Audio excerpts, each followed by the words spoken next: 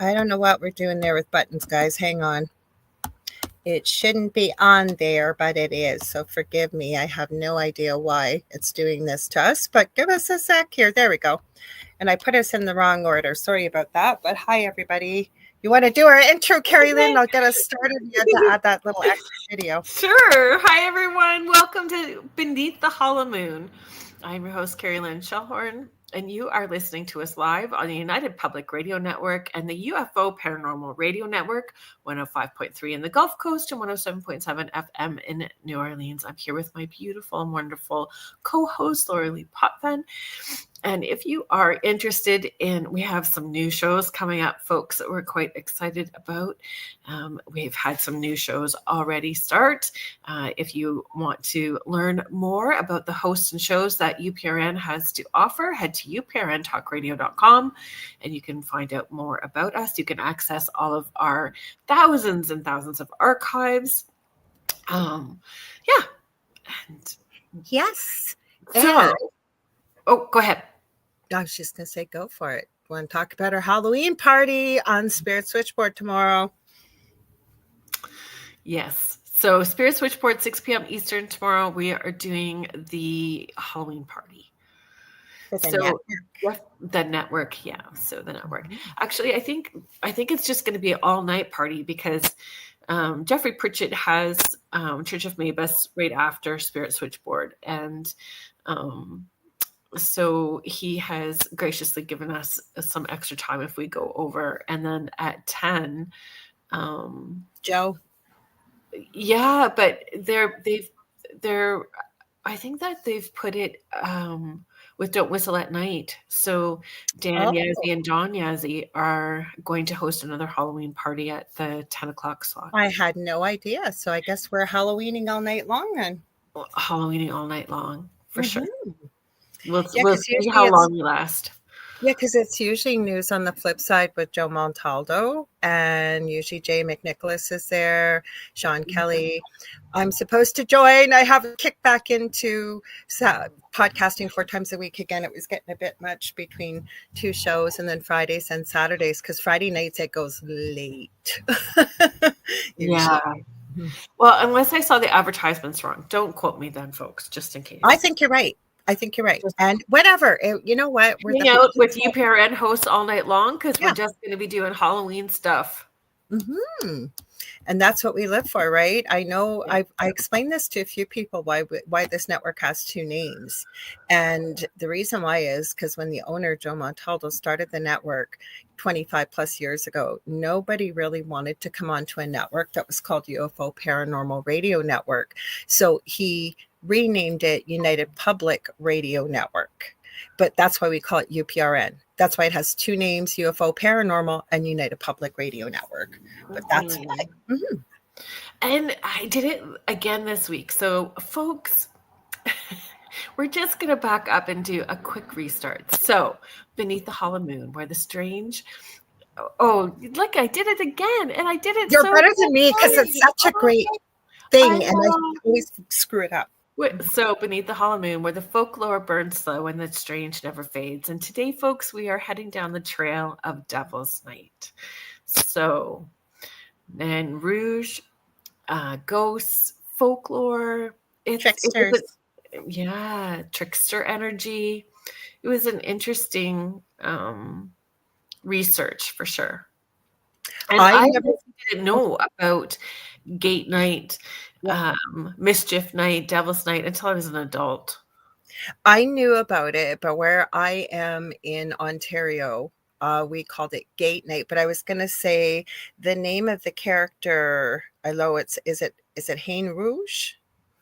Nain. Nain. Okay, Nain Rouge. I had never heard of. And so dug into Nain Rouge, but we always called it Gate Night. I did know about it. I never, ever went out and damaged people's property, but almost every Halloween, you wake up in the morning and your house would be egged. People would get toilet papered. All kinds of mischief would happen. So it morphed into that, but it really wasn't like that destructive. Mm-hmm. It really was more mischief when it first started. It became destructive. I did a poll on the channel. So do you want me to do the poll? Please do. Yeah. And then we'll say hi to everybody, maybe. Okay, let's do the poll.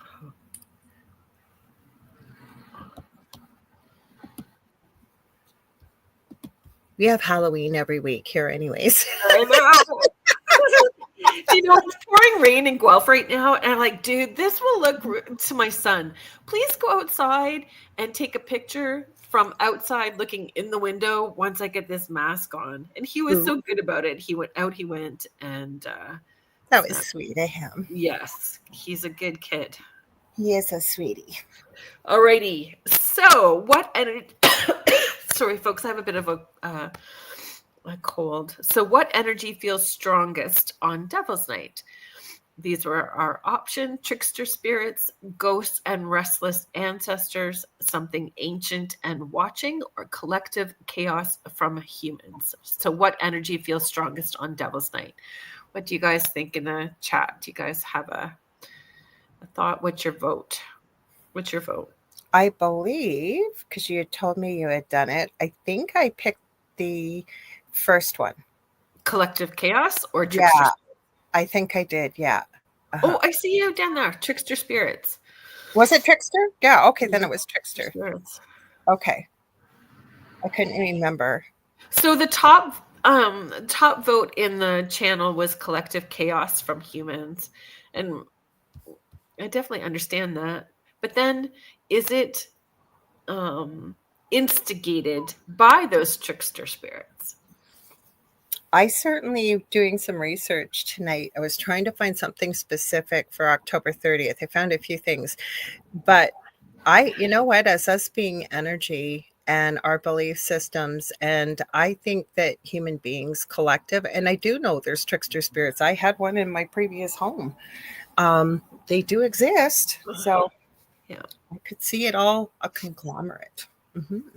So which night feels spicier? So paranormally spicier. The options were Halloween, Devil's Night. The other option was I shut the curtains and sage both nights, or the same. And same was the choice. I said that. Yeah, the same. Feel spicier both. Mm-hmm. I call it Halloween Eve tonight. Yeah.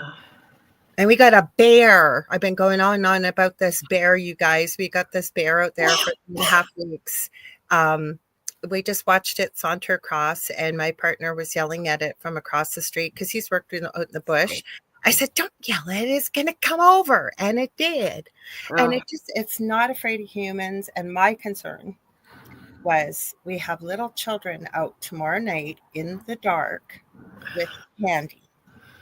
That's not a good thing. Then I talked to my neighbor, and she said she had a lady bang on her door 2 nights ago, 8:45 at night, getting off the bus and walked right into the bear. And I don't want anything to happen to the bear. I just would like for it to leave. Like, do you think with all of the kids, like, talking or laughing and the adults making noise that it will keep it away? No way. That's what the police tried to tell me. And I said, it is not afraid of humans. It is not afraid of dogs. It is not afraid of car alarms, and it's getting fed. And I understand it was a bad year for the animals for food, but he needs to move to a safer spot for him. And I think safer spot for humans would be nice. Mm-hmm. Just my thoughts. So hopefully he's not affected by the energy. Maybe we can put that collective energy into pushing that bear on, at least for the night. Mm-hmm. Mm-hmm. Let alone all the pumpkins and things that it's going to get, right? I was surprised it didn't eat pumpkins. So speaking of spookiness, I never even told you this today. I was sitting on my front steps today, and I happened to look down, and there was a little sparrow carcass put right in front of our doorstep. Oh. Not fresh, with feathers, and I have no idea where that came from. Huh. Yeah, that was a little creepy. That's interesting. Mm-hmm. Did you look it up? Do you know what it means? I didn't, and I was going to. I probably will after the show, but I was thinking, like I could understand, God forbid, I would never want to see an animal hurt, but it being fresh, but it was not fresh. Right. Mm-hmm. And it looked like it had been placed, like, because just the way it was situated right in front of the step. I don't know how long I'm going to be. So you did not look it up? No. Mm-mm. Had a busier afternoon doing other stuff, but it's on my to-do list after the show tonight. Unless anybody knows what that means. Mm-hmm. We do have Julie Jean Bassett in the chat. I saw that. Should we say hi to everybody? You guys let us know. What do you think that means? Like, it just is weird that it's Devil's Night tonight or spookiness. I don't think it was the bear because he would have showed up on my security camera. And there's no little critters out like there normally are. Does the neighbor have a cat? Well, that's just it. Since we had coyotes and we've not seen any cats, none of us outside. And now the coyotes aren't even showing up. So, I don't know. Yeah, that's what I'm wondering, Contessa. She said, do you think someone placed it there? And I said, I don't know, but it's very odd. Your camera would catch it, wouldn't they? Pardon? Your camera would catch a person. Well, it would, but depending on how you... Oh, geez, did I just unplug my computer? I might have, because it just went dark on me. Sorry, guys. I don't know. I don't know why if I keep flashing off and on here. It must not be plugged in properly here. I don't know why. Like, it seemed like it was placed there. Excuse me, guys, while I plug my computer in. Yeah, I don't know. It just was very odd. Excuse me while I do this. So, I'm not really sure why or how it got there, but guys, I'm going to have to turn right around here. I apologize, but nothing is cooperating. And for some reason, now my computer, see, we got trickster spirits tonight, I think. We're talking about them. Now my computer plugged in. No. Computer, there we go. There we go, guys. I went black again for the last time, but I knew it must not be plugged in because it kept going dark. But I don't know. It was odd.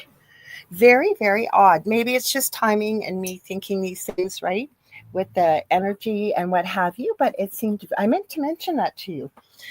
And I thought it was very odd. For sure it is. Mm-hmm. So, shall we say hi to everyone? Okay, let me highlight here. Thanks for your patience, guys. So, Vet Girl 84 saying hi, all. We have all the days on Instagram too, so welcome.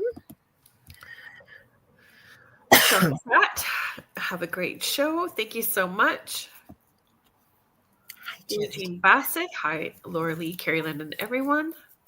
We'll give her a quick shout out. She has a beginner communication, animal communication course coming up. I believe you put November, if I'm not mistaken, Julie.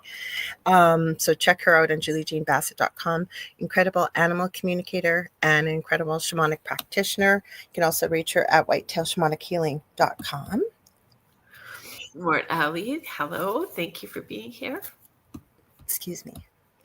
Kathy, hello, Kerrilynn Lorilei. Hello, everyone. James Grauer, Wiz in the house. We appreciate you being here.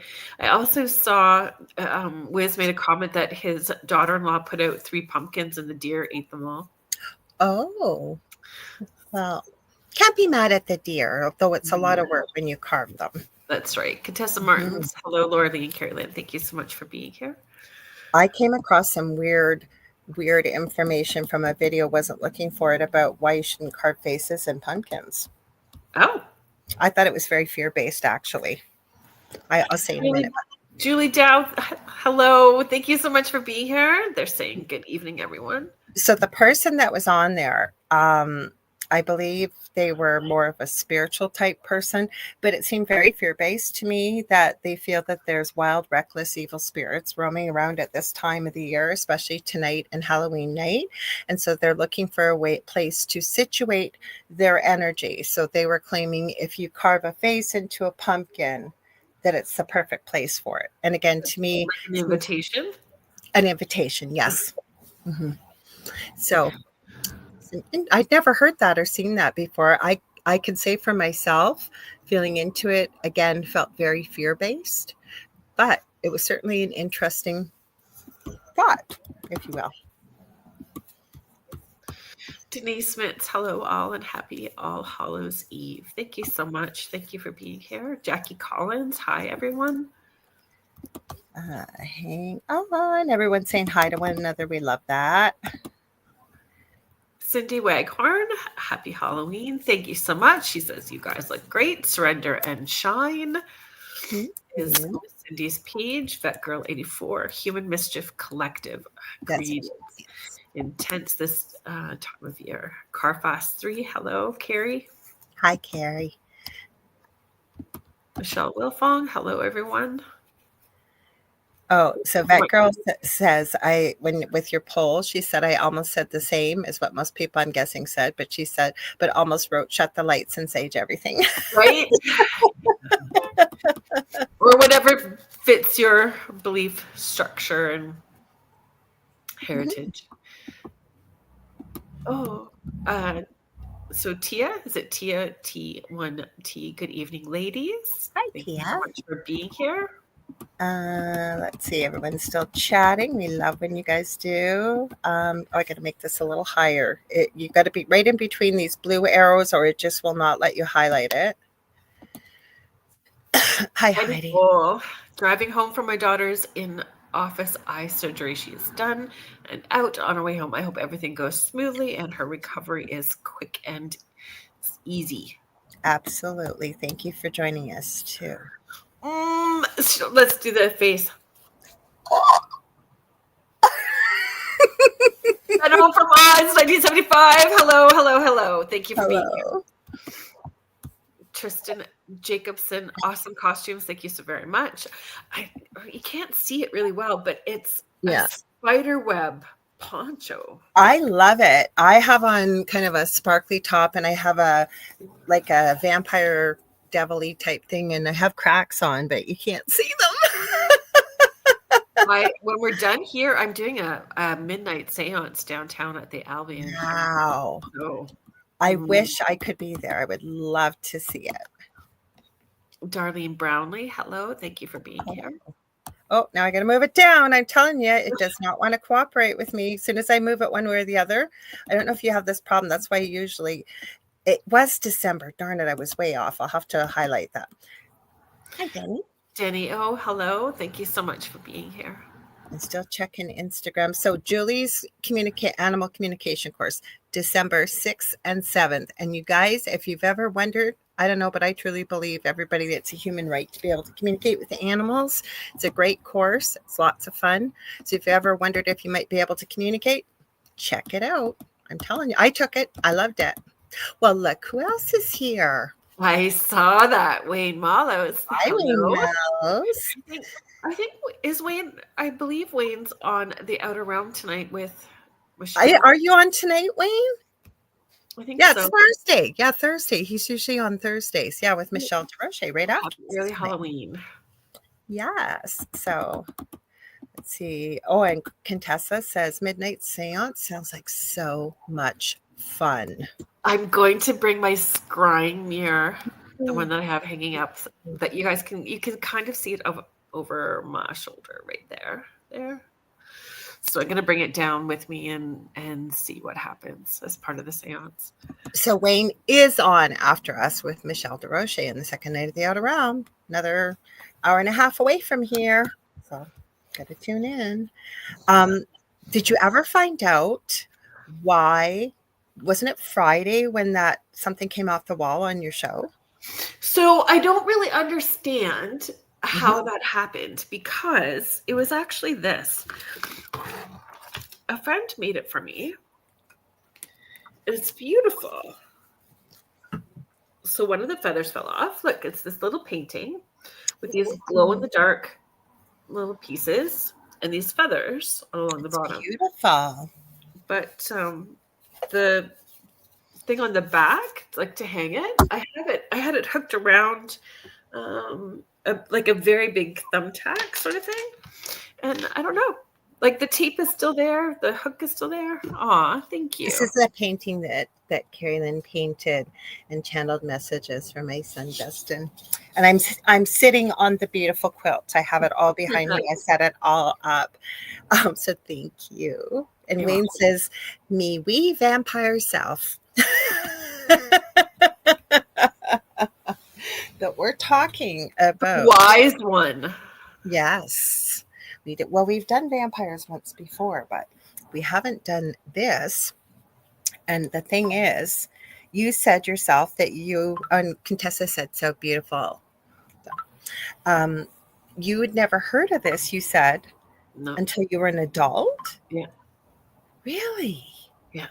You must have had good kids in high school then, because the kids in my high Well, school, holy cow, man, they could not like, wait for tonight. I lived in the middle of nowhere. Maybe that's why. So we got driven like from farmhouse to farmhouse for Halloween. Oh, So we okay. didn't walk around anywhere. Mhm. It wasn't like we were in a community where we could do any of that kind of stuff. So Mhm. yeah, I didn't really know anything about it. It was pretty sheltered. Yeah. Oh, Wayne says he used to be quite the frightening vampire. Ooh. Might have to hear more about that one day. I have a hard time putting Wayne and frightening together. Yes, because he's so funny. Were you a funny, frightening vampire?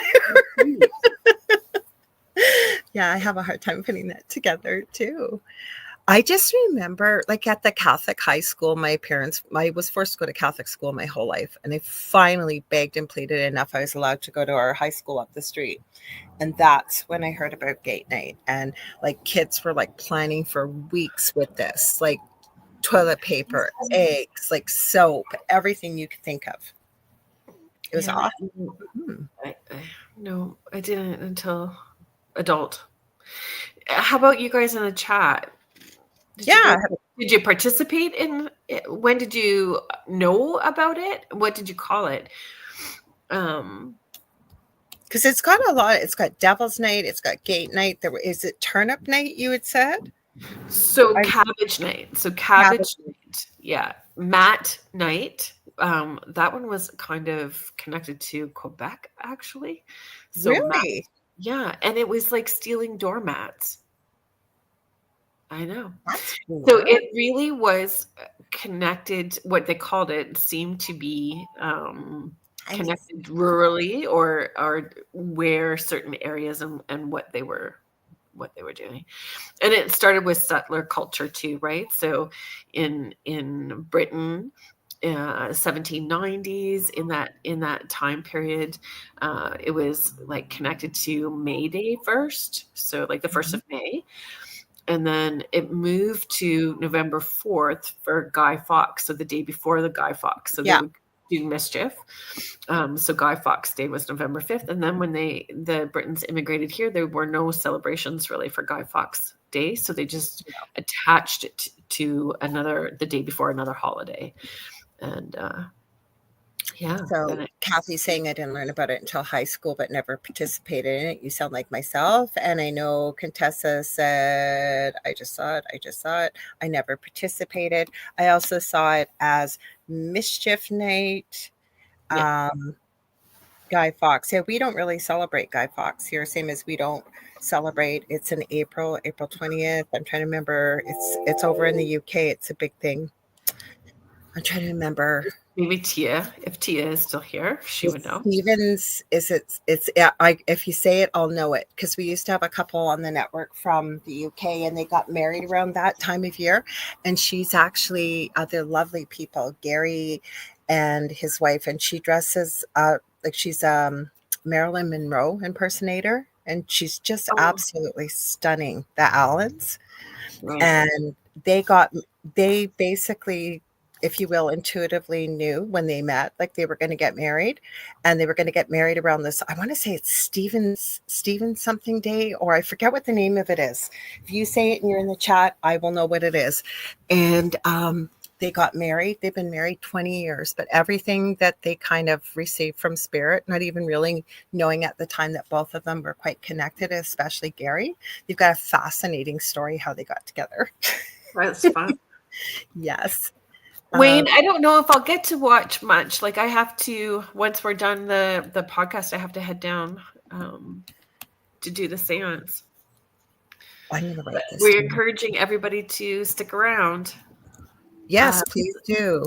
Lisa Martinello, Devil's Night. No, we didn't participate in that, but we went out for Halloween in costumes. And then Cindy Waghorn is saying, in public school, I heard but never participated. It was mostly graffiti and mischief. That's really destructive. it's driving me crazy. I'm trying to figure out what this holiday is now. It's going to drive me nuts. And it's over in the UK. It's in April. I know that. I think I could remember. It's not going to come up. I'll have to find it and know for next week what it was. But it's a big holiday over in the UK. I know that around that time. Yeah, so it sounds like most of us found out in high school. Sydney Waghorn said, "Oh my God, my typing public school. I lived in the country too." So, yes, well, I don't know. I've never, and I'm not being naive, but I've never understood why anybody takes pleasure in creating damage to another person's property or stealing or anything like that, right? Mm-hmm. No, and it wasn't really how it started.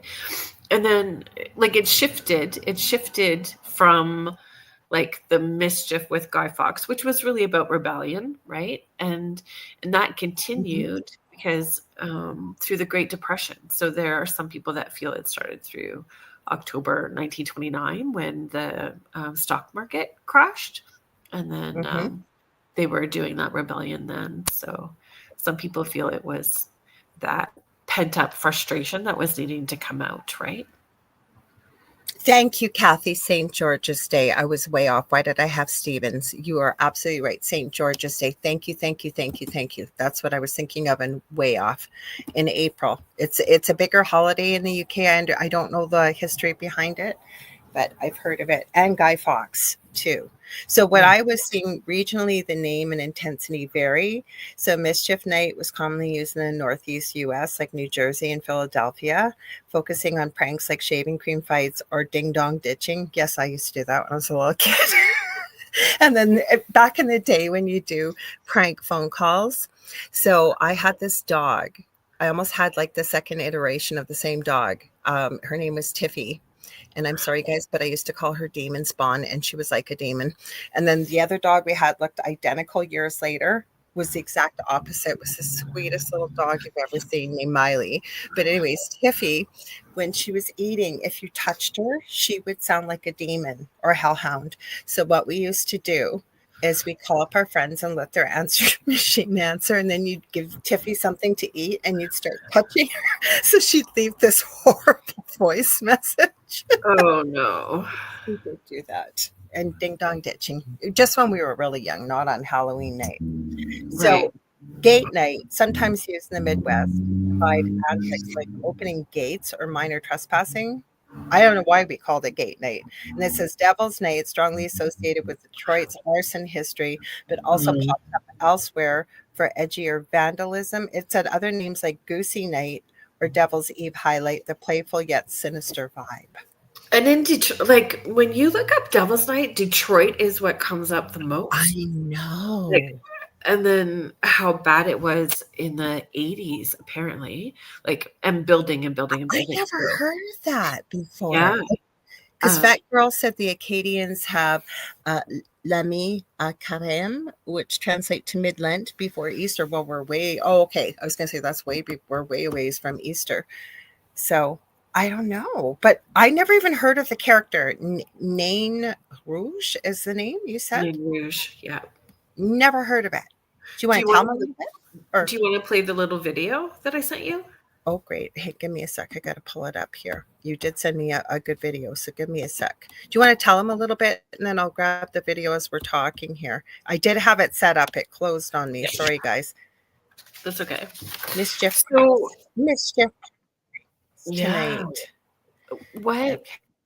What happened was the destruction got worse. And so abandoned buildings were being the arson. It was the arson. And I forget what year. I need to look it up for you guys. There was one particular year where there was 800 fires in the one day. I couldn't believe it. Yeah, in the one day. Oh, there we go. I know. I've got the video, so give me a second to send 1984. it to So in myself. 1984, the Detroit Fire Department extinguished over 800 fires that night. So They said it was like 1 a minute, right? so Like they said it crazy. was like 1 a minute that night. Yeah. Sorry, go ahead. So the city responded with Angels Night, and it was volunteer patrols from October 29th to the 31st, starting in the mid-90s to help reduce the fires. So trying to shift that narrative, but it just went out of control with the vandalism, right? So with the paranormal stuff, Nain Rouge is the red dwarf, and it's tied to the misfortune. So it's folklore, but some people say they've seen it. So that we can have that discussion about what is it? Is it so it's supposed to look like the small red dwarf. It precedes any of the destruction. Yeah, that's all I know about it, really. I have it. It's not letting me. It's behaving here. Let me pull it up. It's not letting me make it big. I have no idea why. So it's a reel. So you guys will just have to see that. Sorry, but you'll hear it. With So with hang on. all of the destruction, they could be having all kinds of other paranormal stuff happen, right? Just with the energy that is Yes. built up from them. But then it comes back around to where is this sort of energy, if Nain Rouge is an entity, is that instigating that behavior with people? I don't know. Or believe. So you want me to play it? Because it's not that long, but it's a great video. Yeah. Hang on. Okay. Dwarf is a legendary creature from Detroit folklore, viewed as a bad omen or bringer of misfortune. It is often described as a small goblin-like figure with glowing red eyes, sharp teeth, and sometimes covered in fur. According to legend, the creature appears before major disasters, such as Detroit's 1805 fire and the 1967 riots. The story is tied to Antoine de la Mothe Cadillac, Detroit's founder, who was cursed after an encounter with the creature. Every year, Detroiters hold the Marche du Nain Rouge to symbolically chase it away and protect the city from bad luck. The Nain Rouge has become a symbol of Detroit's spirit, representing endurance and the city's fight against adversity. The Nain Rouge, or Red Dwarf. So you know what, though, you could certainly understand how something like that could take hold, because Detroit really has had a really, really awful rough time financially, crime-wise, everything. So Yeah. Didn't they, is it in Detroit where they were having issues with their water too? So like financially and then water, like there's just like all kinds of stuff.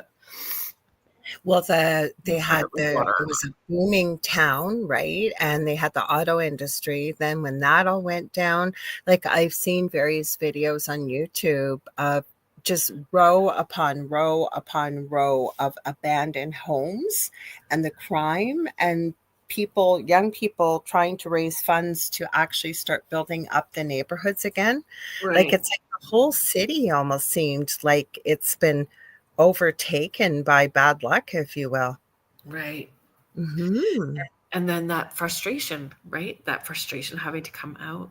But then does that sort of goblin, does it feed off of, or does it instigate, or does it get created, right? Like, so when you think about poltergeist activity, so a lot of times that poltergeist activity is that pent up energy of someone who is extra sensitive and it's got nowhere to go. So it comes out and then feeds off of, like, it's its own, we create that entity, right? And then it feeds off of the fear and anger and frustration. So if that entity is there, it's got a lot to feed off of. I would say it would have an absolute banquet in Detroit. And I would definitely, because like I said, I'm shocked I'd never heard of this character till you had looked it up and shared it. And then I went, wow, that makes a lot of sense. But it sounds like it went pretty far back into history. It with does. this. What's an egregore? Isn't it when it's a collective that believes in something versus a tulpa? A tulpa. Yeah. Mm-hmm. So it's almost like I think it would fall within the egregore category, but that thing's creepy looking. There was one picture on that video and that was a great video. So thank you for finding it. That it almost reminded me of, my brain is not working tonight. Bad guy from Christmas. What's his name? Krampus. I had to think of my friend that made the video of all the Krampuses together that I've shown before. He's over in Austria, and he told me that Krampus is not a bad thing. We think he is over here in North America, but he told me we say it wrong. It's Krampus, he says. I thought it looked like Hellboy. Yeah, kind of. Yeah. So Lisa Martinello is sharing, where I live, we border Detroit, Michigan. Bless you. Ambassador Bridge, and soon the Gordie Howe Bridge and the Windsor-Detroit Tunnel. I do recall that horrific Devil's Night. Wow. They said that was like, what that night was like, a fire a minute was going off. Like, I don't even know how you couldn't get caught lighting that many. Right? Frightening. Like 800 fires? My God. We're lucky they didn't burn the whole city down. Right. Yes. And then it sounds like they turned it into a positive, though, calling it Angels Night. But it's this time of year, right? Like, everybody believes the veil thins at this time of year. And we've been talking, not even so much on air, and I'm kind of concur with you. It almost feels as of late there almost is no veil. Yeah.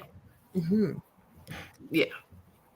I think more people are having accountability, more people are consciously aware, more people are actively working on their shite, on their shadow work, all their kind of stuff. So I think that it has shifted that for people. I still think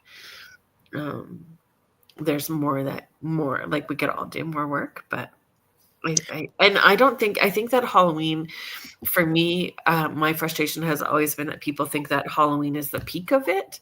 But to me, it's just like the door opening, and it stays open until the end, or you could feel it kind of dipping down by the end of the first week of January, because we have like the American Thanksgiving, and Christmas is in there, and New Year's. So I find the energy amps up. To me, it's more at Christmas when it's at its peak. Well, plus you have really extremes with emotions too, I think, around the holiday season. Yeah. And it doesn't just mean Christmas. There's many other celebrations around the world that aren't just Christmas, but it's also can be a very joyful time, but it can also be extremely difficult for a lot of people at that time of year. So you really get real extremes in emotions, I find, around that holiday season. For sure. Definitely. Well, I came across some guy today.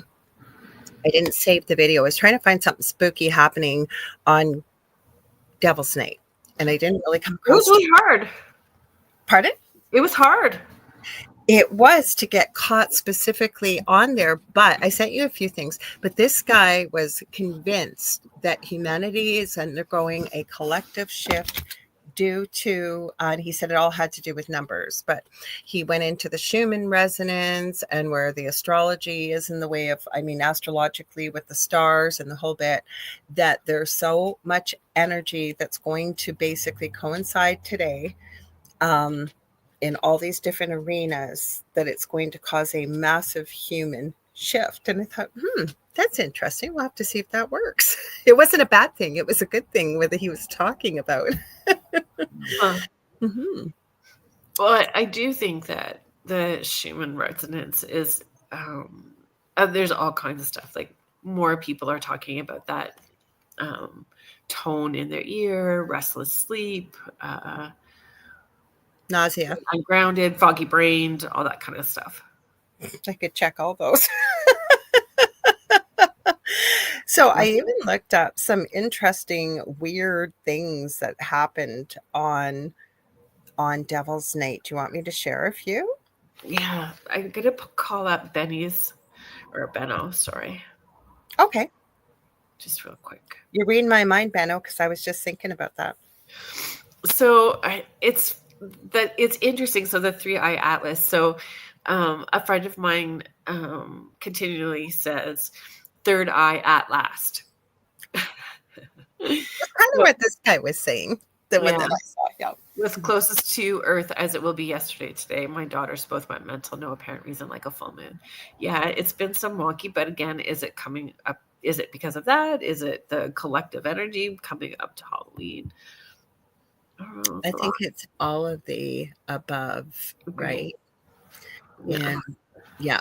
And then I seen one video, because you can stream it live, that it definitely looked like a craft with these lights that were flickering, and yet I looked at another channel I follow a lot that just talks about pop culture news, and he was reporting that they say it's not a craft, it's just a certain kind of comet. So it's like, take it for what you will. It was reported today that it was changing color and was going to red. Yeah. It was changing to a red color today. Mm-hmm. Benno said I also had a very high vibration yesterday, almost like anxiety. My ears have been ringing loud the past 3 days. Contessa said, I know, and I don't know if this will help anybody, but I'm not normally an anxious person. Maybe super hyper, doing 20 things at once kind of thing. But when I feel something that I normally don't feel, the first thing, and I know you're going to agree, and probably do it in some ways similar, is I ask myself, is this mine, right? Or this is not of me. And all I do usually is just say, return to sender with love, because I figured probably they need some love. And if they don't, somebody higher self will receive it. But the one that I usually pick up on, my eldest son, well, my only son now, he has anxiety, and I'll be just doing my thing. Why do I feel so anxious? And sure enough, I'm tapping into it. So plus with the resonance. Go ahead. Sorry, Kerrilynn. I've been using the binaural beats. Oh, good idea. Yeah, a lot. And you know, we have our own ways. Everybody's got their own ways of grounding and staying grounded. But I have found my anxiety has not. I feel all of this time is really pushing us to be on top of using our tools, and what tools we have access to, what is in our background and connected to our ancestors. I think that we're just being pushed to really be proactive with our tools. And I love that, because Benno, you said I feel there was some quote unquote force, and I don't know what, and I don't know how. Well, you might have picked up on that, but again, right? And I know it, you know, sometimes that can feel a little bit foreign if we don't feel that, but I try to remind, and I don't know if this might help someone, I try to remind myself that right now, where am I? Work on some grounding, as well as that I'm safe, I'm looked after, I'm, you know what I mean? Like I'm in a good spot, and yeah. Mm-hmm. I don't know if I can keep this on the whole time. Oh, take it off, girl. I was going to wear mine, and I can't see it in the dark. If I put it on, see, like I really would have looked bad. So I didn't put it on. I just wore my, look bad. I wore my devil's horns. I would have like, look. I brought my friendly neighborhood ghosty. You can't even see him. He's got a candle, and then I showed you. We brought I love my 3D printer, so we printed him. You can't see him though. It's too dark in here, but they're joining us tonight. Oh, I dropped it on the floor. Oh no. Digging in. What's that? It was digging in and digging in and digging in, digging in. You got good makeup on. I seen you without the mask. It looks good. So Kirby's 100 is here. Welcome. Glad to see you. And Benno, you said I grounded myself amongst the chaos, which helped me deal with the aftermath of everybody else. And sometimes you have to be that literal, if you will, lightning rod in a good way. If everybody else is going crazy around you, you're grounded. Believe it or not, people tend to pick up on that when you can ground your energy. And that's just speaking as a nurse working in critical care.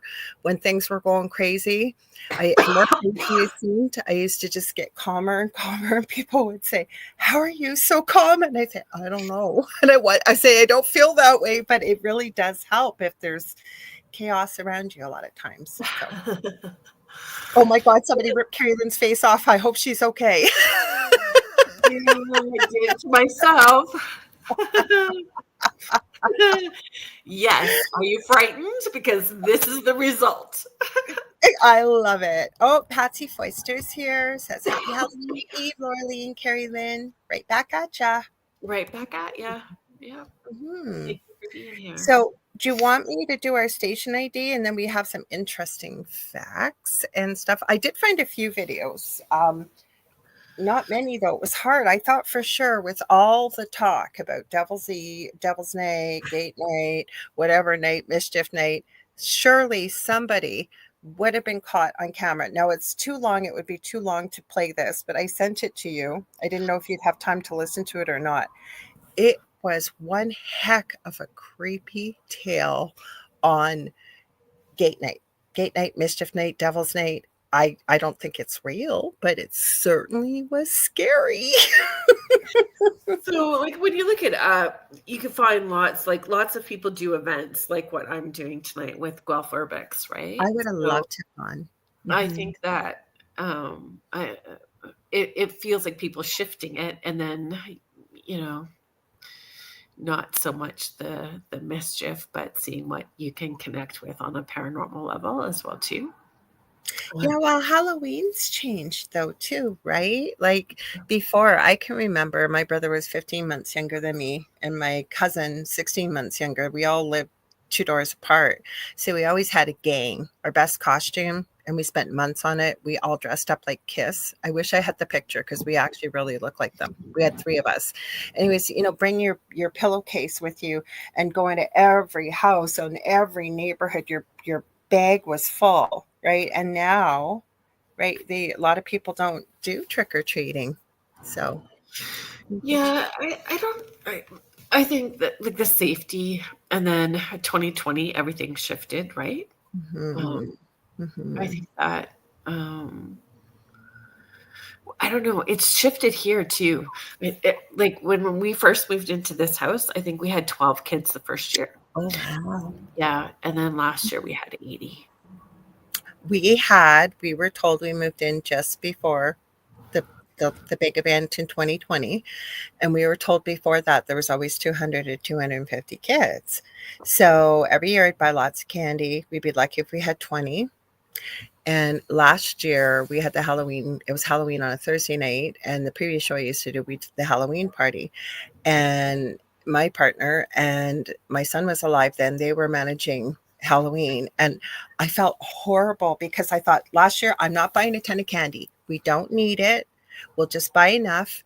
And I think we had over 100 kids. Like Dell was like in the cupboard digging, trying to grab bags of popcorn, microwave popcorn, anything to give the kids because we ran out. So fun. Carrie, that's a very kind thing that you're saying. Oh, did you highlight it? And I highlighted it. Go ahead. I'll let you click it. Yeah. You're both beautiful. Don't need masks and makeup. You're queens of light. Flaunt it and wear crowns. Thank you so much. If you saw my morning porch posts that I do on social media, there is, like, most times I'm in my pajamas and house coat with. I love it. Yeah. So I haven't posted the picture when we got together yet, and I will. know. I saw it again, and I need to, because my partner Dell got to meet you this year. Finally, we came to my house, and I know Kerrilynn doesn't eat it very often, neither do I, but we had McDonald's hash browns together and coffee.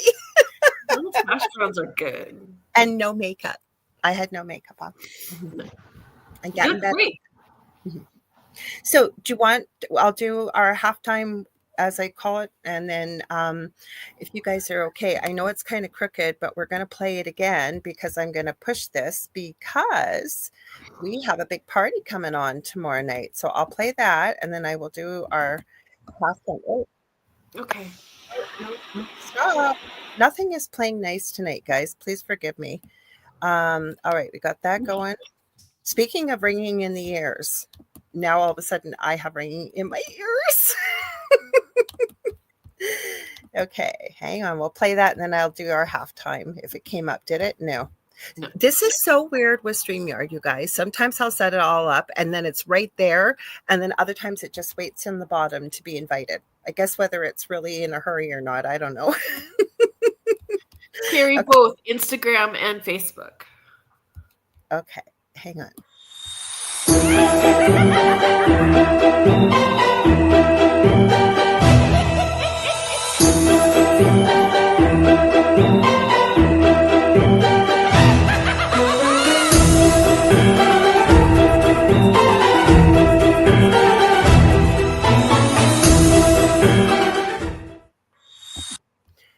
So, you guys, if you're just tuning in, you are listening to or watching UPRN or UFO Paranormal United Public Radio Network, and this is Spirit Switchboard. We are being co-hosted by my wonderful and amazing, beautiful friend, Kerrilynn Shellhorn, and myself, Lorilei Potvin. You guys can also listen to us on 105.3 FM on the Gulf Coast in Mississippi, 107.7 FM of the beautiful city of New Orleans. You guys can also watch us on TV. We do have our own TV channel for the network. We are streaming this show on Roku right now. So how you find the channel is you go to the channel store, type in UFO space P as in paranormal. There's a drop-down list, or about the third or fourth one down, you're looking for UFO Paranormal in United Public Radio Network. We also want to let you know we have all kinds of new shows coming up and new hosts. There is something for everybody on this network. It's not all just UFO and paranormal. We do stream multiple shows live daily, 7 days a week. And when we're not streaming live, the archive server actually kicks in and randomly picks shows over the last 25 plus years this network's been around. So if you guys like what you see, please like, share, subscribe to all your friends and family. We'd love to have you join us. And also, I did play the wonderful little video that Kerrilynn did. She does the videos for our show too, and the banners. It says tomorrow night on Spirit Switchboard at 6:00 p.m. Eastern Standard Time, Kerrilynn is doing our UPRN host Halloween party. I'm joining her. I'm her co-host, so I haven't really done anything, but I'm going to be there with her. Also, right after, normally at 8:00, Jeffrey Pritchett does Church of Mavis, and he has generously donated that time slot to the rest of the network. And from what I hear, 10:00, I think the Yazzies are taking over, and they are continuing the Halloween party from there. Kerrilynn, is that what you've heard? Yeah, they posted a banner. It was on Mhm. Joe's feed on Facebook as well too. So inviting people to show up in their costumes and come and participate. Mm-hmm. Interesting. So Yeah. either way, we're Halloweening all night tomorrow night. Yeah. So be sure And to join us. Mhm. Tonight you're listening to Beneath the Hollow Moon. I forget to say that. I said everything else but the name of you our called it show. Spirit Switchboard, but I think you're just thinking of Spirit Switchboard. Yes. Spirit Switchboard Yes. tomorrow night, 6 p.m. Eastern. I'm sorry, guys. Good thing Kerrilynn's listening. Beneath the Hollow Moon. It's all under the same house. It is. It is. And tomorrow night it's a double dose of Lorilei and I. So Yes. We're gonna have lots of fun. Oh. I have no idea. I asked Kerrilynn. She called me at 6:00, and I go, I have no idea what I'm dressing up as tonight or tomorrow. Yeah. More the ghosty earrings. I have my pearl ones in tonight, but I am wearing my ghosty earrings tomorrow night for the show. I have ghosty. Actually, I made a new pair of glasses. I did these for tonight's show, but I haven't needed them. Can you see them? You got That's so fun. We got little skeletons on them. Mm-hmm. So I should make some ghosty earrings. I never wear earrings anymore. My ears are really, really pierced, but I'm allergic to anything but gold, or even just platinum's even better. So I never wear them. Get any other piercing, it's fine, but my ears, no. Which is so weird. So I was doing some research, and I asked for some examples of very rare, stranger, unusual things that have happened on October 30th that we could share tonight. Oh, that's a good search. Yeah, I thought, why not tell us about something weird and unusual? Now I need my glasses. I could have just debuted them without putting my face up to camera. Okay, so the first one I came across, it's called The Emperor's Deified Boyfriend Gets His Own City in 130 AD.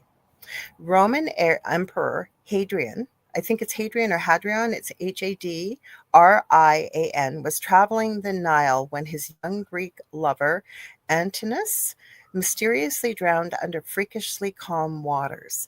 Some whispered it was a ritual, we'll say unaliving, and not by choice, to appease the gods for Hadrian's health. Devastated, Hadrian didn't just mourn. He straight up deified Antinous as a new god, blending Greek, Roman, and Egyptian cults into a wild hybrid religion. Then on October 30th, He founded the gleaming city of Antinopolis right on the spot, complete with temples, festivals, and statues of I think it's, what's his name? I want to say it right. It's Antinous. So there said the kid, but it's Antinous, as Hercules or Osiris. It became a pilgrimage spot for centuries, but the whole thing is shrouded in homoerotic mystery and imperial grief. And it says, talk about a love that built an empire. So that happened. I don't know why he picked October 30th. It obviously wasn't Mischief Night, but that happened way, way, way. So I'll pick one that's a couple more that are more, because there's one, the Pope's chestnut picking, I don't know why they went into this, picking orgy at the Vatican in 1501. But this one, the town that choked on invisible poison fog in 1948. In tiny Donora, Pennsylvania, a steel mill hellhole nestled in a foggy river valley, a bizarre weather inversion trapped factory fumes for days, turning October 30th into death fog in quotations day. The air thickened to soup, so toxic that it unalived 20 outright, mostly the elderly and asthmatics, and gassed half the 14,000 residents with eye-searing, lung-clogging hell. It says pets dropped dead in yards, birds plummeted from skies, and visibility dropped to zero. Folks stumbled blind through the streets, smelling like rotten eggs. It was like a sci-fi plague, but real, and it kickstarted America's clean air laws. Spooky sidebar to add, it says survivors swore the fog whispered or moved like a living thing before it lifted. And this was in 1948. Oh, that's really... Isn't that creepy? It's like a Stephen King story. Well, there is that movie, The Fog, right? Is that by Stephen King, that movie? I couldn't remember because I've seen it. Mm-hmm. It's so tragic at the end, the Fog. So half of their people were affected. That's a lot. Ugh. And again, October 30th, and people are swearing the fog whispered before it left. So you already got the belief systems and the legend and lore around Devil's Night, and then this happens that day. So my squirrel brain, like when we're talking about October 30th and all those things happening, have you seen the TV show with the Elm Street murders? So Elm Street is part of Freddy horror Krueger movie, right? Yeah, Freddy Krueger. Yeah. And so there's a TV show. It's I think it's the second season, with all of these murders that take place on a street called Elm Street. Oh. And then I was seeing in my research today, I've never watched it because it would just be too suspenseful and creepy. The Purge. They say that The Purge supposedly was fashioned about the legend and lore of October 30th, the movie series. Mm-hmm. Yeah. No, I haven't watched it. I don't feel pulled to watch it. Like, I like good horror movies, but that doesn't feel like a horror movie. That feels unsettling. The reason why I don't like I've said this so many times, horror movies, I hate jump scares. Like, even movies I've seen, if it's suspenseful, you'll see me. And it's like, I'm telling my brain, you've seen the movie, you know what's going to happen in it, but I cannot sit still. I've got to be moving around. Mm-hmm. I'll come back in and watch, come back. I can't sit still. I don't know what it is. And the same thing, psychological thrillers, like the movie Seven. That was a good one.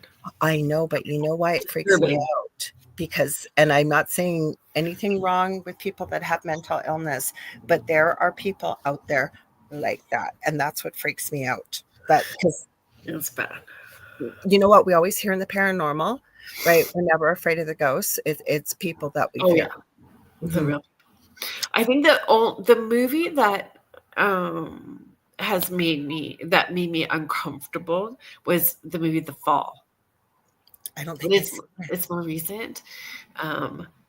So Negan, I can't remember what his name.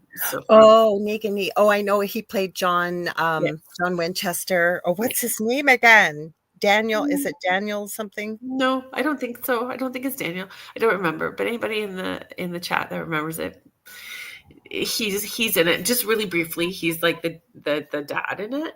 Mm-hmm. Jeffrey Dean Morgan. I just remembered Jeffrey Dean Morgan.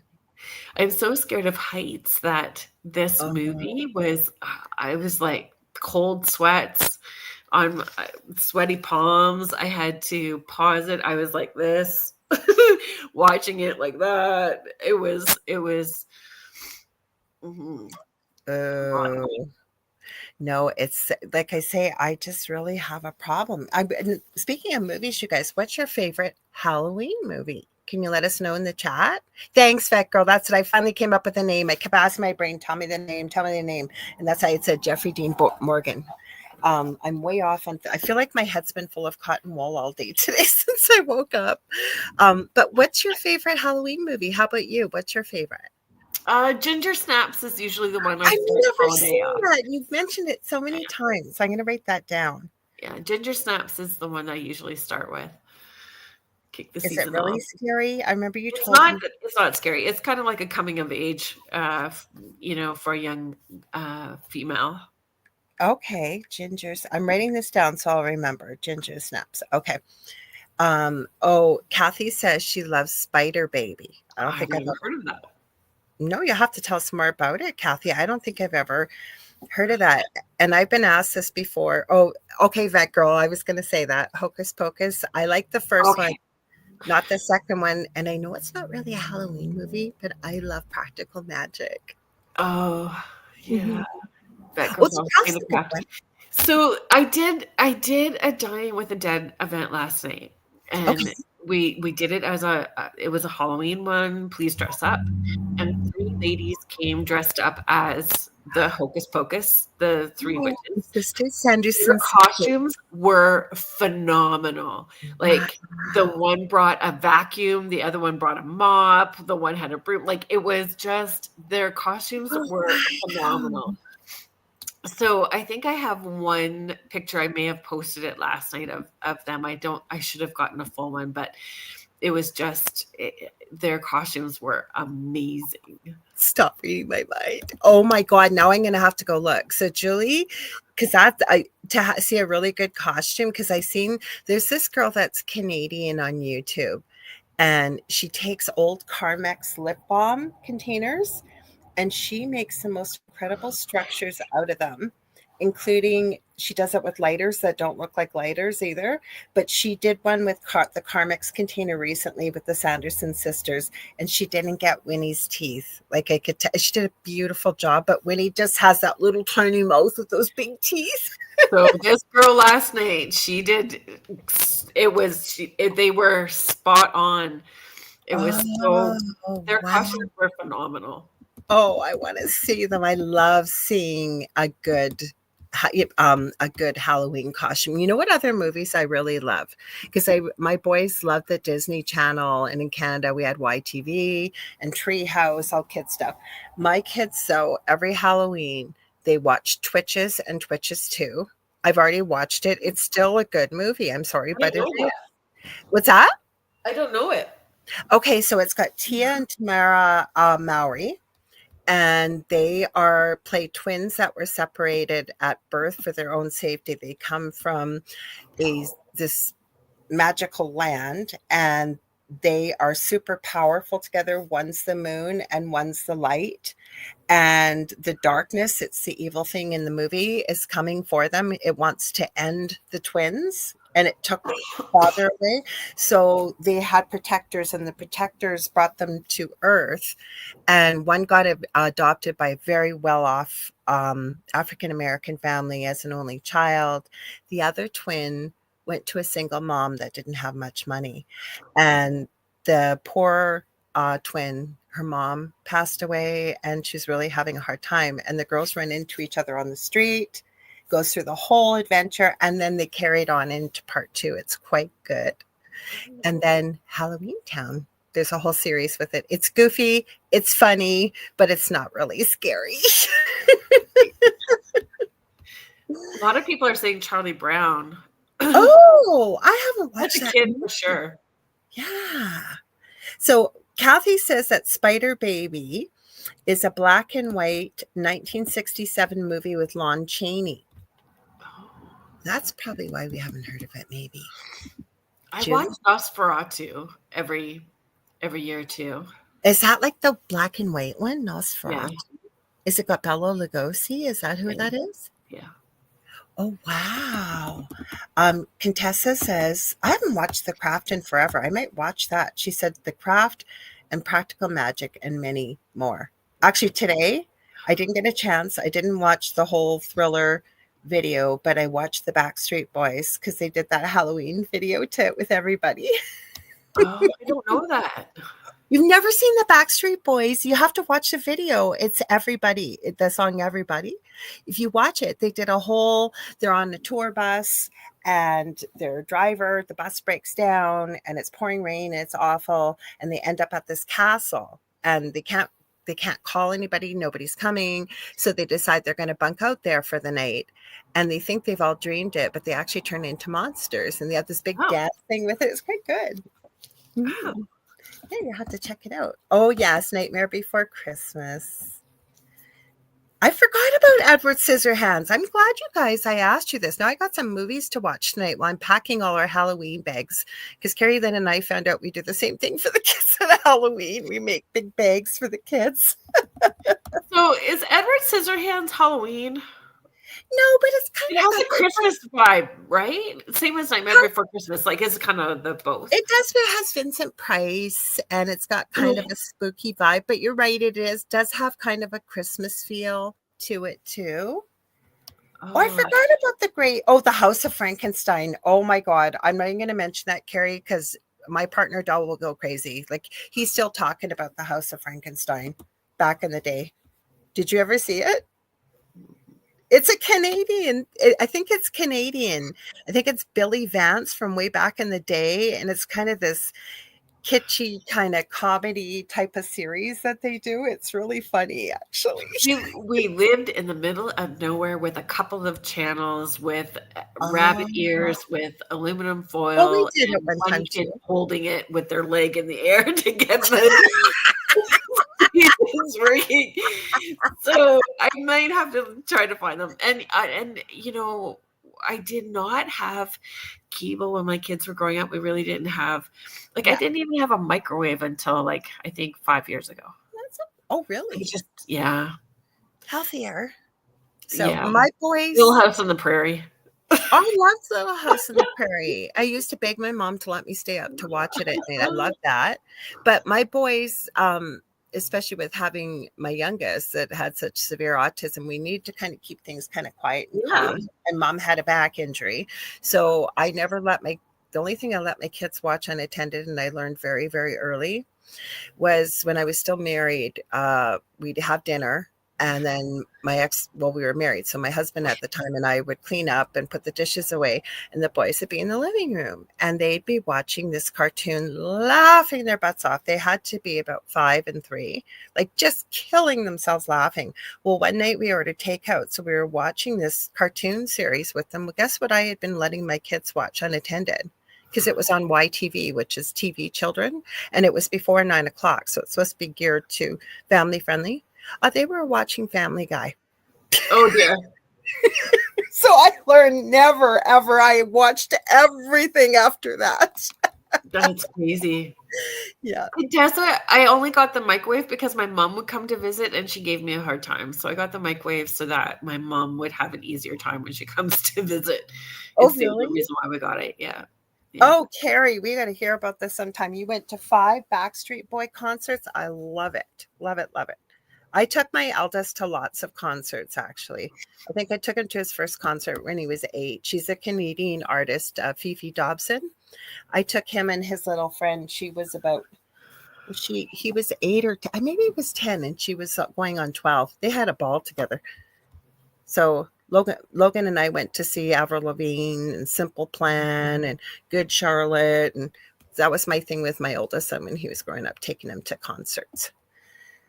Oh, Contessa is also Wiz says Abbott and Costello meet Frankenstein. That's a good one, actually. That's a good one. Benno likes the Wiz. I don't think I've ever seen that. Oh, it's pretty good too. And Vet Girl says she watches them both on Halloween and again for Christmas season. That I'm guessing maybe Edward Scissorhands and The Nightmare Before Christmas. And Contessa says she loves all the spooky movies of the 80s. So, I don't know. Oh, yeah, that's right. You're right, Carrie. She says Vincent Price was on House of Frankenstein, and he was. Actually, it was more Canadian, but he was on there. I remember that. So, that's what you were talking about. When Contessa says she doesn't have a microwave. Yeah. Well, that's okay, right? It's Yeah. healthy. Yeah. Obeno says Critters. Have you ever seen? I've heard of it, but I've never watched it. Critters. Yeah. Mm-hmm. Has anybody in the chat had mischief happen to them? Yes, yes. On Tell October us. 30th, like with Devil's Night, have you had mischief happen to you? I thought we would where we live because it's in a pretty high traffic, right beside a corner store. You know, like I thought we would, but I have never. We've got the bear, and then I told you that creepy thing left in front of my steps. I just don't understand how it could have ended up there. Like, it wasn't blowing in the wind. It's not that it was something fresh that an animal, like, it was really weird. And then I know in our old house, like when I was growing up, it wasn't old, it was built from the ground up. Like, I can remember so many years, like my dad would just be cursing. He'd be getting up to go to work really early. And because it's cool at this time of year where we live in Ontario, right? The egg would be frozen on all the windows and toilet paper. And it wasn't just us, like every house in the neighborhood it happened to, but nothing I can think of in the way of paranormal. Yeah. So for folks in the chat, do you find that your paranormal experiences increase on the 30th or the 31st? So did you find that one story? So it was connected to rural gate night about the farmers' gates being opened overnight and the animals roaming free. And then the next morning, the farmer finding hoof prints that did not match his livestock. And then was that the written one? Was that the written one you sent? No. And then small footprints like a child's leading into the woods. No. He heard some laughter after dusk. Ew. No, I did not. Did you send it to me? I thought I sent Your you ghost stories, the one from Your Ghost Stories with the Diplomat Hotel. Oh, I don't know. I don't remember. Okay, well, I have that. How about you, though? Have you had weird stuff before you dip in? I still have a few more weird things, like one from 65, if you want me to add too. But have you had weird stuff, or do you find that the paranormal ramps up at this time of year? I find people share their stories of it ramping up. Benno, I'm with you. It's all year round. The same for me.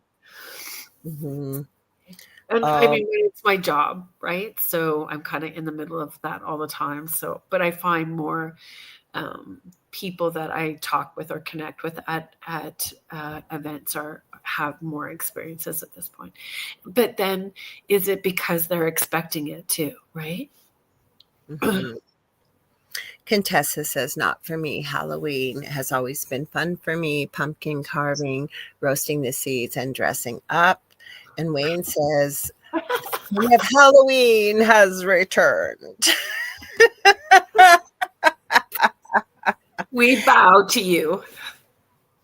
I will say, honestly, yeah, I have to agree with you all year round, because there's weird or strange. It finds people like ourselves. It just does. Yeah. I think, though, like the last 2 years, I have been so busy that I haven't even decorated outside. I didn't even decorate outside yet, which I haven't either. I feel so guilty because, you know, the house had such a horrible reputation prior to us moving into it. So working really hard to shift that for the community around me. And I do something different every year, so people look forward to it. And last year I dropped I didn't drop the ball. It was pretty fun last year what I did last year, but I did it. You have a UFO with the cow? Was that last year? Yeah. So Yeah, folks, last year I had this blow up. It was so cute. Yeah, this blow up UFO that had like the light beam coming down from it, but you could step inside the light beam to take your pictures, right? So I got Blow up those cow. blow up cow costumes and then stood inside the light beam in the cow costume. So it was just a riot. It was so much. It was. Mm-hmm. It was a lot of fun, but I set it up the day of, so I don't know what I'm going to do tomorrow. I'll have to frantically figure out how I'm going to. Well, I find people go by and they'll just start talking of him out in the front yard. And she was very unusual, but she was very sweet. And this girl came by walking on the sidewalk, and I couldn't understand what she was saying, but she was going on and on about the color of my hair because it's purple. And then she wanted to talk about the outside of our house that wasn't decorated for Halloween. This was yesterday. And then she's going, and I just love all the blow up things. And that's my neighbor next door. Wow. And I said, sorry, I don't own that part. Oh, so Carrie wants to know. She says, LOL, that sounds funny. Are you able to post a pic of this UFO cow scene? I probably can. I try really hard because I just love it, right? But I'm also very neurodivergent. I don't like things to be the same all the time because it just is a lot. So I did it one year. I did the birds, like Alfred Hitchcock, the birds. And of all the things, I did a circus tent. I did a creepy circus, and I enclosed the whole porch, made curtains. Oh, wow. It was so fun. But the one that got the most reaction was the birds. And excuse me. People are very scared of birds. Yeah, they are. I had no idea. Like, very scared of birds. Well, last year we couldn't decorate because we usually do a fairy garden and stuff. We even found out for the advertisement for the townhouses, they have a picture of our yard with the fairy garden. So, and last year we were going to decorate, and then we got a notice that they were going to be doing work. And it was right at Halloween, and they didn't even end up working on our spot. This year we have no excuse. And I know my partner Del bought me the twins from The Shining. Oh, yeah, so yeah. I'm going to stick them in there. I have light. I haven't done any of that. So that's tomorrow. And after the show tonight, I'll be filling up the Halloween baggies. I have this giant bag. So do you have a theme this year? Because I know you said this is the first year you're not going to be able to give out candy. So. I know it's. I'm excited about doing hosting a network party tomorrow for Spirit Switchboard, but I really feel conflicted because I love watching the little kids come up for Halloween. Like, I love their costumes and how excited they get, and normally I dress up and I'm out. It'll be fun for, like, my youngest son is 20 and he's like, can you help me get a Wolfman costume together? And I went, sure. And so I said, are you going out? And he's like, no, I'm handing out candy. And I went, oh my gosh. He's like picking up the reins, and he's going to dress up as, and he's a big boy. He's not a little boy. So yes, we have big boys. Both my boys are big boys. And Jesse used to just fret about Halloween. I don't have to give out Halloween candy, right, Mom? I don't have to give out Halloween candy. But every year he was so sweet. He'd be out there and handing it out. And he's not here, obviously, this year. So I'm going to have to hand it out till Dell gets home. And Dell doesn't get home till about 5:45. So, and kids start coming to our house at like 4:00. So, yes. So it's going to be a busy day tomorrow. So, you know what I thought? Yeah, I will try to find the photos, and I'll put them up for you. But I'll put them on social media. I don't know how to do it there. I don't even know if you can do it in the chat, but I'll put them up. Okay. On social media. So do you want to hear about the bomb that shook the planet on October 30th, 1961? There was a bomb? The bomb that shook the planet, 1961. So I got to find my glasses in the dark here. Glasses, where did you, are they on my head? I feel like a dingbat checking my head for glasses. Well, we'll just make do because they're somewhere in the dark here. I'll find them after, I'm sure. Okay. So on October 30th, the Soviets detonated, in quotations, Tsar Bomba, B-O-M-B-A, over remote Novaya Zemlya An observed 50 megaton H-bomb, 2,500 times Hiroshima's yield, that mushroomed 40 miles high, broke windows 560 miles away. Can you imagine? 560 miles away and your windows just start breaking. You'd be going, what the heck? And it says, and circled the earth 3 times in shockwaves. Designed as a propaganda flex, it was so stupidly huge that the plane dropping it had to be stripped down to outrun the blast. Pilots reported that the sky turned milk white for miles, and seismic stations worldwide mistook it for an earthquake. Rare in its overkill, the humanity's closest brush with accidental Armageddon, dropped right before trick-or-treat season. So that's a little odd, and I wasn't born at that time, but I never heard of that before. Because the reputation that we have for this day, and I don't want to hear something awful, but I was not able to catch anything, nor were you, it sounds like, weird or paranormal or really awful things besides Detroit. Yeah, Right? That's crazy. Wayne is saying use a lacrosse stick and make the kids run for their treats. I've made the kids, the older kids tell me a story, tell me a joke, sing me a song. I make them do something, but they play along really well, and I banter back with them, and then they get a lot of stuff. So we used to hate this house.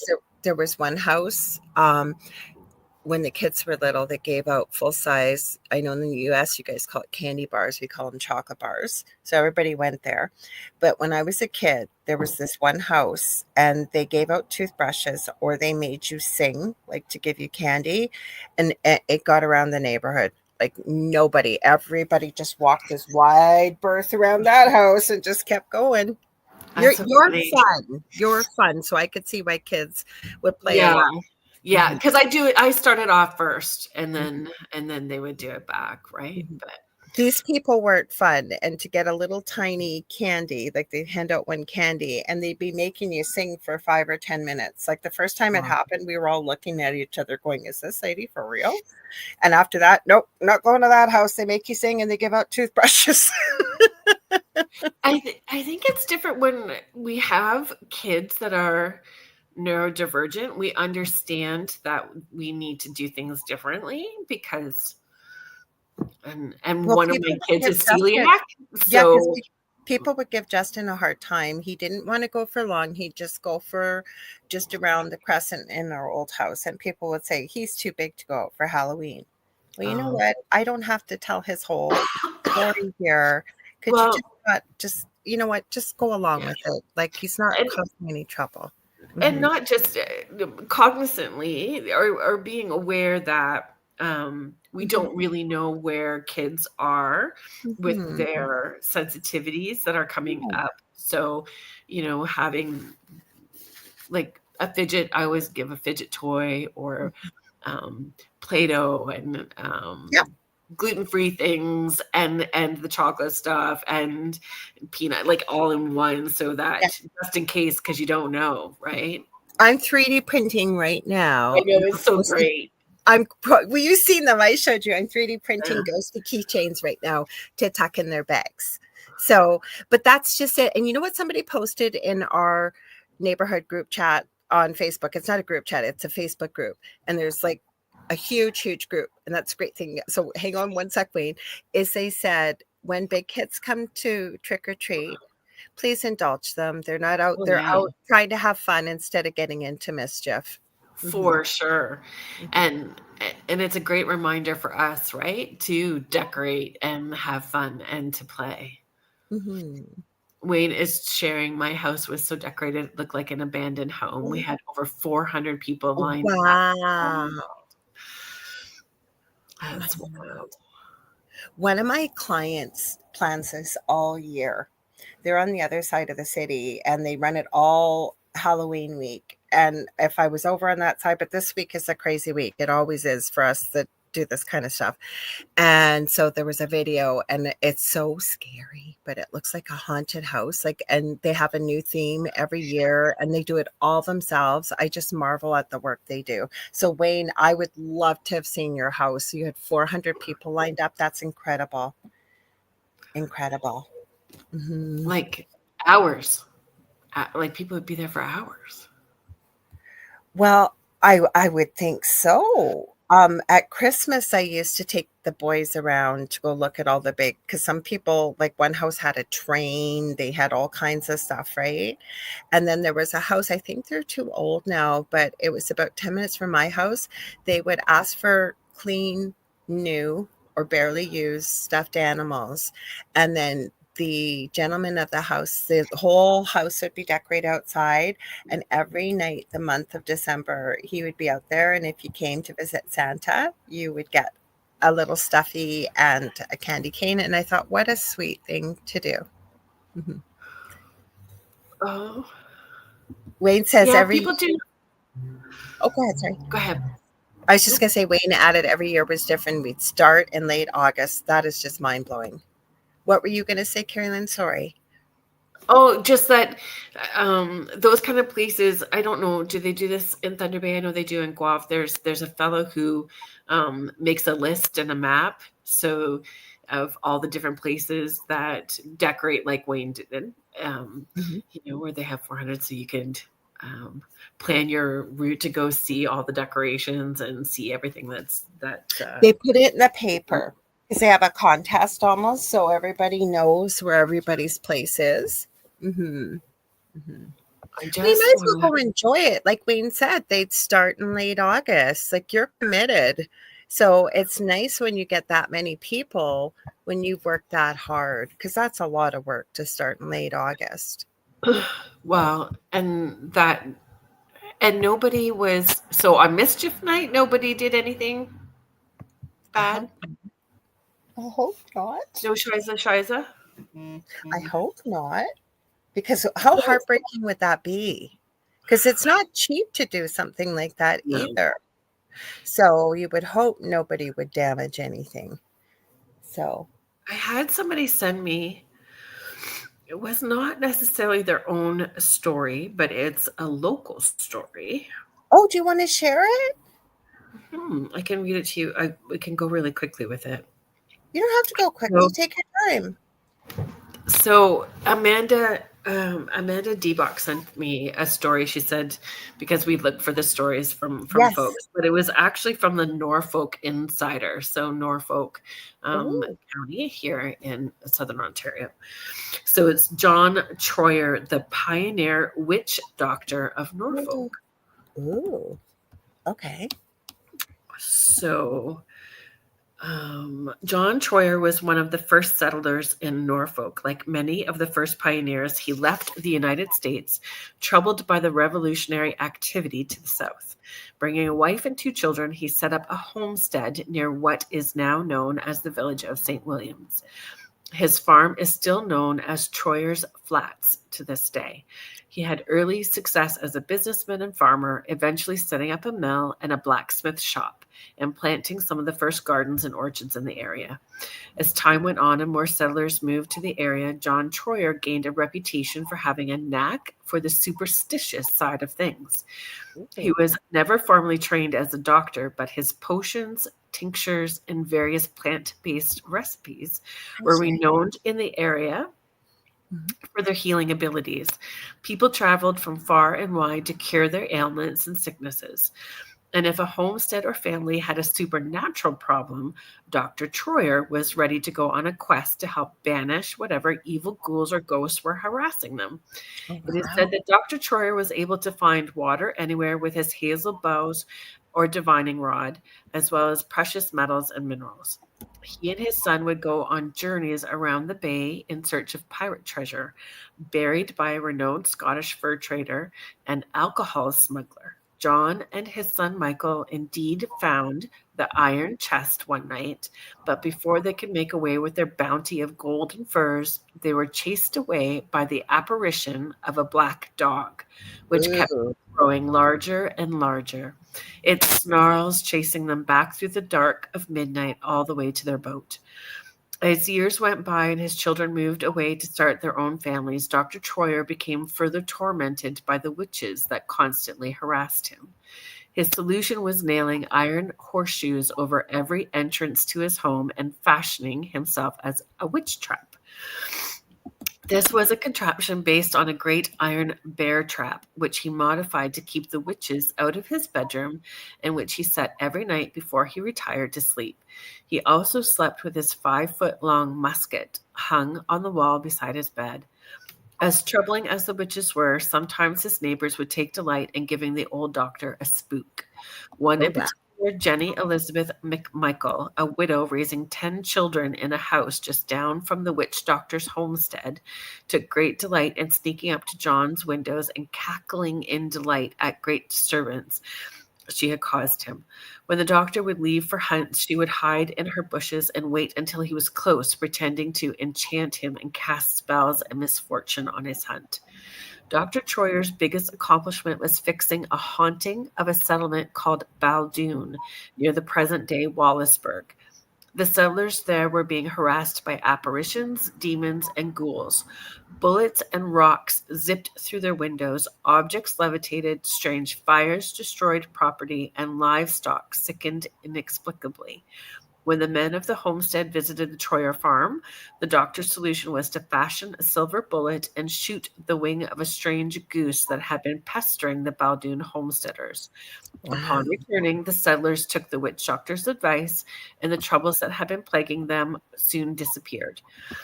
Dr. Troyer lived to the ripe age of 89, an impressive feat for the day.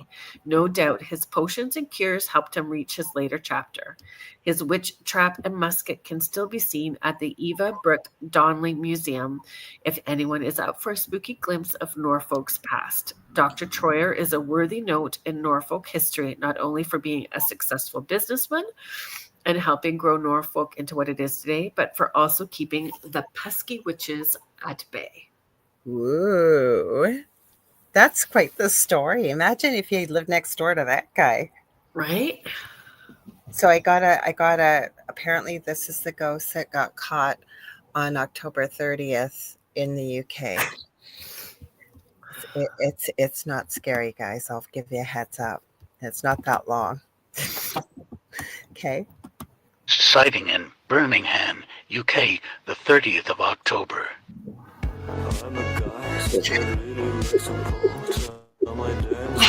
This is the scariest ghost I could find for Halloween. That's the scariest ghost apparently they had for Halloween that I could find. And I spent quite a few hours looking. Mm-hmm. That was it.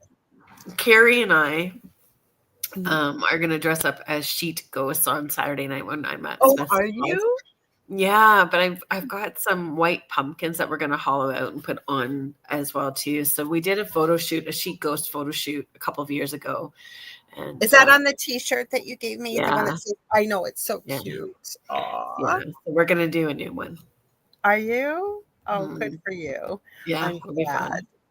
Because are any of you guys going to any fun parties besides ours tomorrow night, but over the weekend? Because when Halloween especially is on a weekend, like the festivities seem to start from Wednesday straight through to the following weekend. So yeah. Or have you guys had any crazy weird stuff? We've only got a few minutes left, but we're hanging out chatting about the night before Halloween. And do you have your Halloween? You got your Halloween tree up, don't you? Yeah. I didn't even do my Halloween tree. I forgot to do it. Yeah. Mm-hmm. I didn't put. So yeah, it just has the witches' hats on it. That is cool. So Kirby's 100 said, beware vampires and zombies. And Kathy says, I'm going to Kerrilynn's event in Smiths Falls. That's going to be so cool.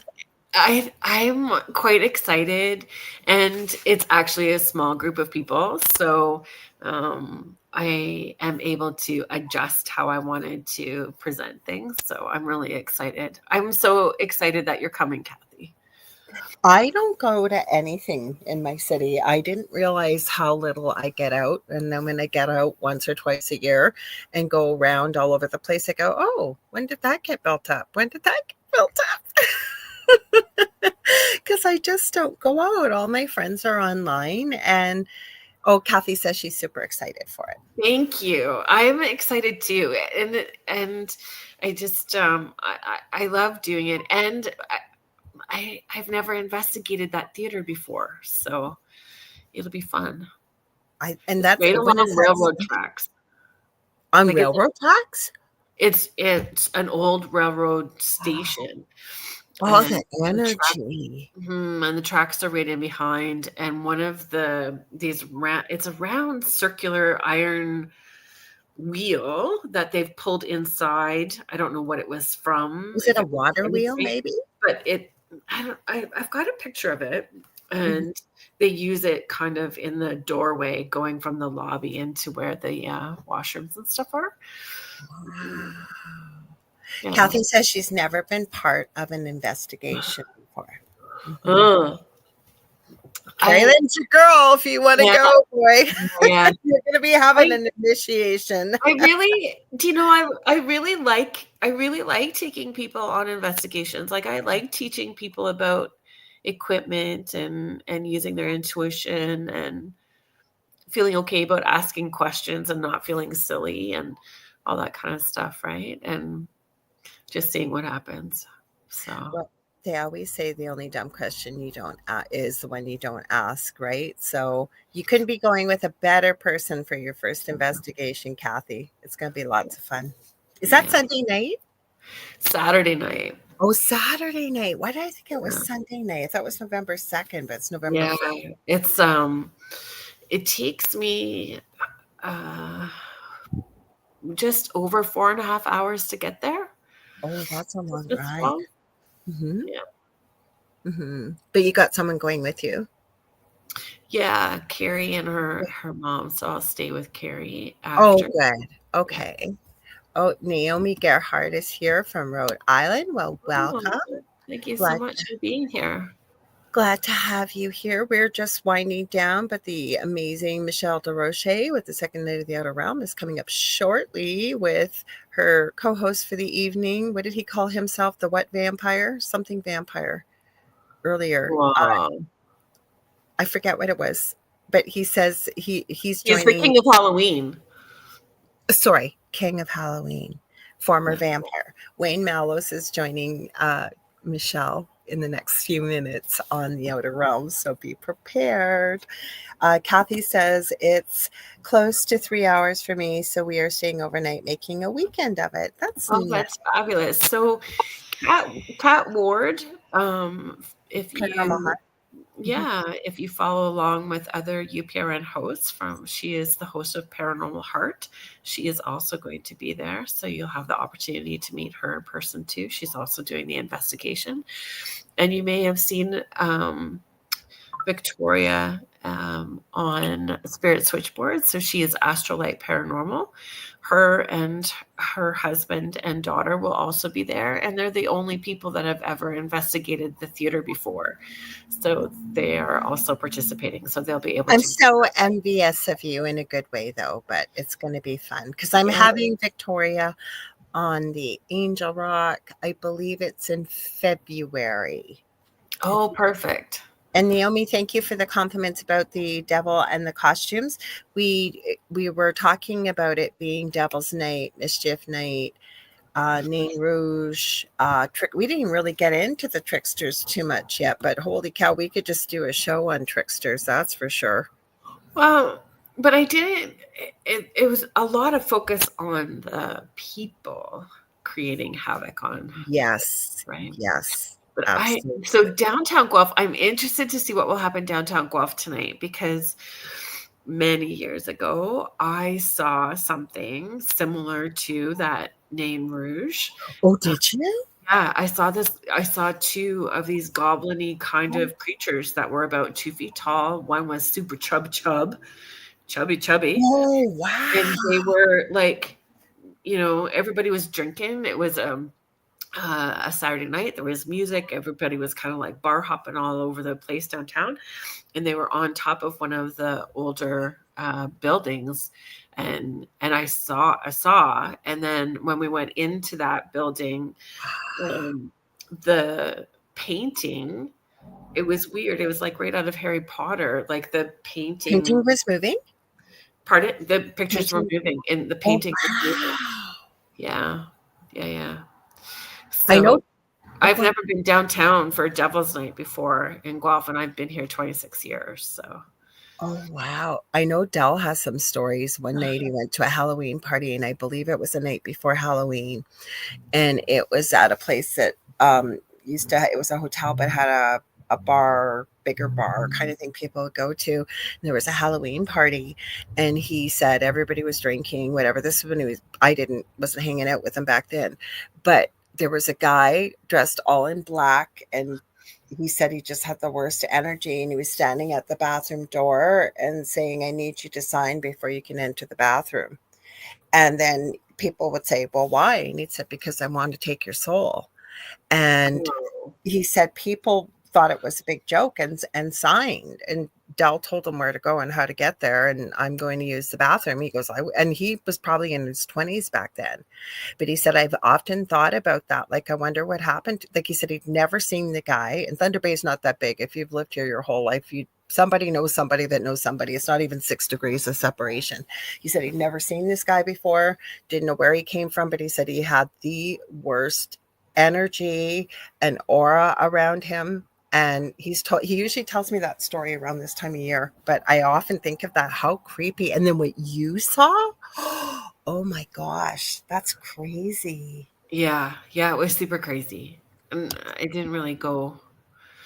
The investigation probably is not going to go live on social media. And to be honest, like, I just am so in the moment. I'm really bad about taking pictures or video and any of that kind of stuff.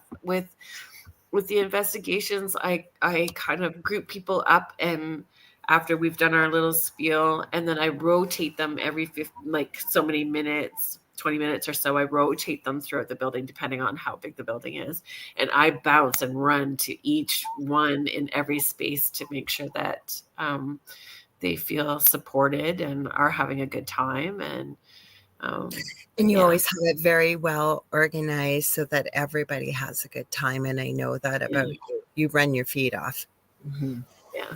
Mm-hmm.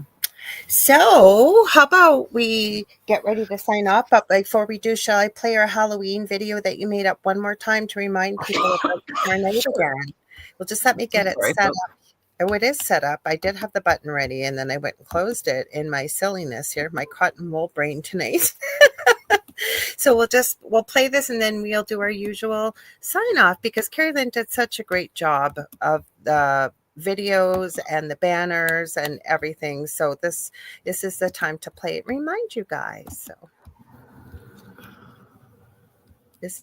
I hope I got the audio is not on. Sorry, guys. Give me a minute here. Come on, audio. I'm sorry, you guys, that my technology is playing up tonight, but we're going to play it right from the beginning.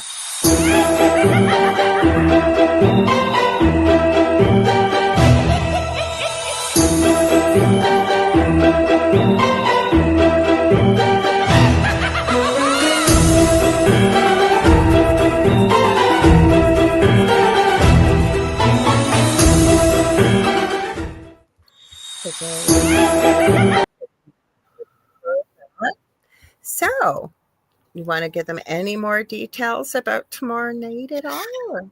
So I have some things planned. So some questions, like lightning round questions. I have a trick, truth, or possibly game that we can play. We're just gonna have fun.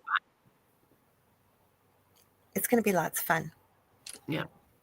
Lots and lots of fun. And we're going to see who shows up, right? The invitation went out to a number of hosts. And so Paranormal panel, we'll ask some questions and see where we go. It's going to be lots of fun. So come hang out. We usually when we do parties over the years, I've done them and you got to take the turn because Halloween fell during your show time. And I'm so glad. I know it's going to be lots and lots of fun, you guys. We will see you again, almost like part 2, Halloween part 2. So stay tuned, you guys, for the second night of the Outer Realm with the amazing Michelle DeRoche, who is also our station manager. And we thank her for everything that she does for us. And her partner in crime this evening on Thursdays, as usual, is Wayne Mallows, the king of Halloween, as he's let us know. And we want to thank you for being here. On Monday night with the Angel Rock, 6 p.m. Eastern Standard Time, I do have a guest planned, but something tells me they may not show up. We'll see. But either way, I will be there. So, and who knows, maybe I'll just pull in a last minute person, or sometimes I just hang out with you guys. And I love doing that because I don't get to do it very often. Awesome. Yes. So is there anything else you want to say? Well, I think next week, I don't know what our show is because I didn't look it up. So that will be a surprise for everyone. And then next week, I think it will be a replay for Spirit Switchboard because my mom is going to be coming into town and it is her birthday next Saturday. A happy early birthday. We're going to have a big dinner. She's leaving Saturday morning, actually, and she lives 9 hours away or 8 hours away.